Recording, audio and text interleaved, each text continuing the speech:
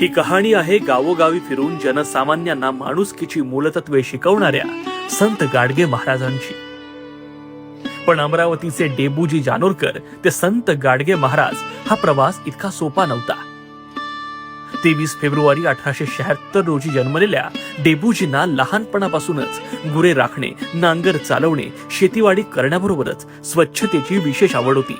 लग्नानंतर स्वतःच्या संसारात न रमता डेबूजी अवघ्या समाजाचा संसार सुधारण्यासाठी घराबाहेर पडले ते कायमचेच।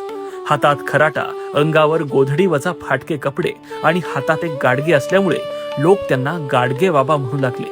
जिथे जाईल तिथे कीर्तनाच्या आधी स्वतः हातात झाडू घेऊन संपूर्ण गाव स्वच्छ करणारे गाडगे बाबा पहिले स्वच्छता दूत होते। शिक्षण, अंधश्रद्धा, अनिष्ट रूढी परंपरा, व्यसनाधीनता, प्राणी हत्या, अस्पृश्यता या सर्वांवर पोट तिडकीनं बोलणारे गाडगे महाराज माणसात मिसळणारे संत होते। त्यांनी दाखवलेल्या स्वच्छतेच्या विचाराला अनुसरून राज्य सरकारनं 2000 साली संत गाडगे बाबा ग्राम स्वच्छता अभियानाची सुरुवात केली।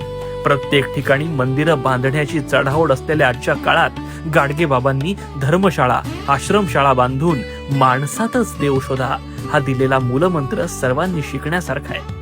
भुकेलेल्यांना अन्न आणि तहानलेल्यांना पाणी असा वैश्विक संदेश देणाऱ्या संत गाडगे महाराजांची 23 फेब्रुवारीला 150वी जयंती आहे। त्यानिमित्त त्यांना सवाई मसालेकडून विनम्र अभिवादन।